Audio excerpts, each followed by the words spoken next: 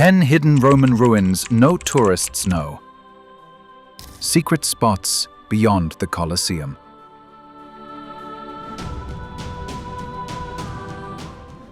Imagine roaming Rome's ruins, with no tourists in your frame.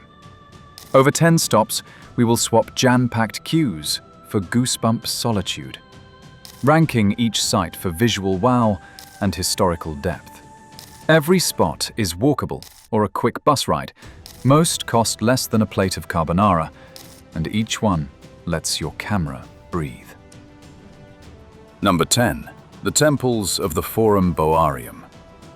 The Temple of Hercules Victor, built around 150 BC by Greek artisans, stands as Rome's oldest marble shrine in the busy Forum Boarium, where merchants once offered sacrifices for safe trade. Its 30-foot pentelic marble columns formed a circular sanctuary, while the nearby Temple of Portunus, constructed around 100 BC, honored Rome's harbor god and regulated river commerce. After centuries as medieval churches, 20th-century restorers uncovered inscriptions and carved reliefs tied to cattle market rituals. Interiors open only on rare FAI Heritage Days. Check spring and autumn schedules. Number 9. Tombs of the Via Latina. Along the ancient Via Latina, these twin family mausoleums of the Valerii and Pancrazi date to AD 150 to 170 and served as monumental markers for heirs of freedmen who prospered in Rome's grain and olive trades. Their two-story facades once displayed vivid stucco reliefs of mythic sea creatures and pastoral scenes, while interior frescoes depicted ancestral portraits and funerary banquets. Rediscovered by a farmer's plough in 1857, the tomb's inscribed epitaphs list patrons' civic roles, offering a rare window into social mobility under the empire. Gates open weekends from 10 to 4. Pack a flashlight for the low-lit stairway, and you'll stand beneath the richest surviving stucco outside the Domus Aurea. Number 8. Villa dei Quintili. Villa dei Quintili, built in 151 AD by the Quintilius brothers, sprawls across the Appian Way with mosaic-lined baths, an oval hippodrome and frescoed audience halls. After the brothers' execution in 182 AD for allegedly plotting against Commodus, the emperor seized the villa and its panoramic terraces. Excavations uncovered athletes' mosaics and marble portrait heads, now in the antiquarium, revealing elite leisure rituals and Rome's skill in pumping Aqua Claudia uphill centuries before modern plumbing. Number 7. Temple of Minerva Medica.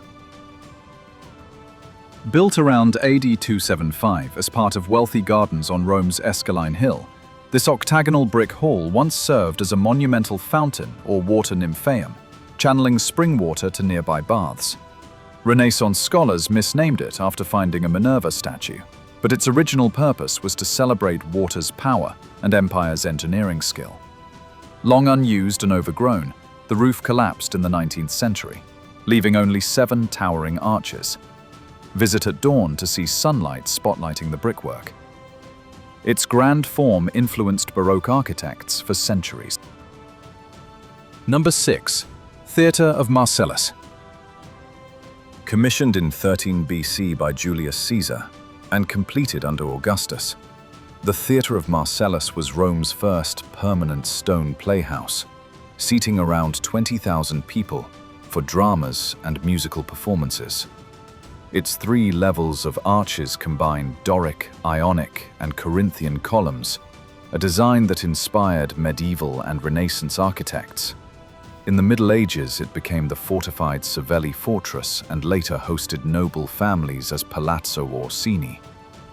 Today, you can explore its curved corridors under moonlight, feel stones worn smooth by ancient feet, and in July, hear jazz outdoors where emperors once heard tragedies.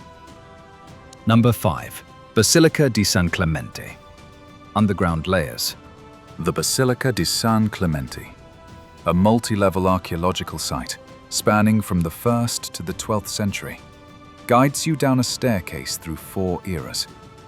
a 12th century basilica blazing with mosaics, a 4th century titulus church bearing Rome's earliest Italian graffiti, a 3rd century Mithraic temple, and a 1st century apartment block straddling the still-running Cloaca Maxima, where you'll hear water gulp beneath the floor. Entry costs €10 in cash. The temperature stays 14 degrees year-round, and photography is forbidden, so pack a jacket and sharpen your memory. Nowhere else in Rome lets you eavesdrop on a river older than the empire. Number 4. Pyramid of Cestius.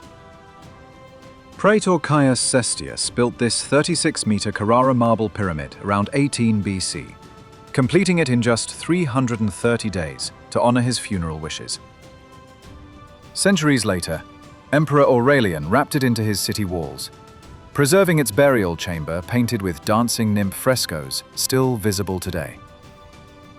Restored in the 19th century, the gleaming facade stands beside the Protestant cemetery, where early morning light captures its pristine geometry. It's the only Roman pyramid you can enter, a singular mix of funerary art and urban defense. Number 3. Parco degli Acquedotti, Aqua Claudia.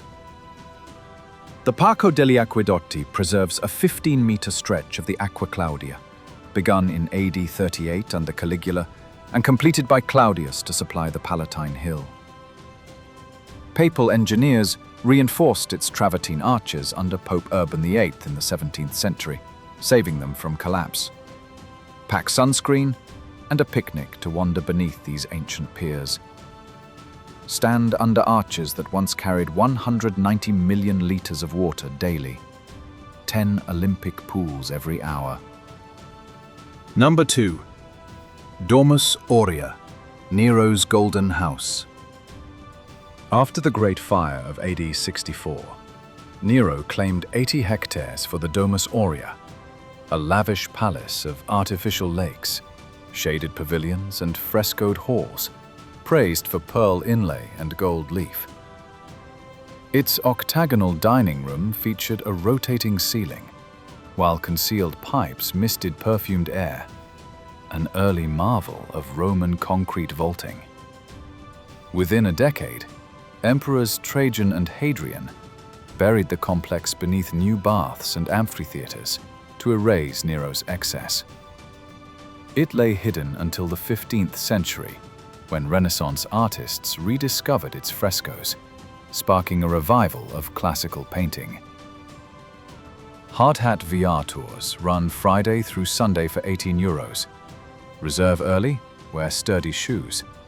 The clay floors stay damp year-round. Number 1. Baths of Caracalla. Commissioned by Emperor Caracalla and opened in AD 216, the Baths of Caracalla were among Rome's grandest public leisure complexes, covering 25 acres and serving over 1,600 visitors daily. Beyond steaming hot and cold rooms, they featured exercise yards, libraries, and gardens, showcasing imperial generosity and civic pride. A hypercaust system, powered by 50 furnaces and 6 kilometers of underfloor channels, was an engineering marvel that influenced bathhouses for centuries. After centuries of use, Renaissance excavations revealed intact boxer mosaics and a hidden Mithraeum. Book ahead to visit. It remains the largest ancient building in Rome you can freely roam. Honorable mentions. 3 crowd-free ruins that nearly made the countdown. Circus of Maxentius, Rome's best-preserved chariot course. Free entry. Bring water. Lago di Torre Argentina, Julius Caesar's assassination site turned cat sanctuary. Watch the whiskers.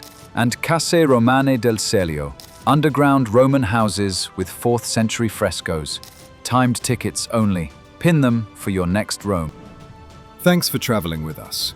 If you enjoyed this video, drop a comment, hit subscribe, and tap the video on screen to keep roaming smarter.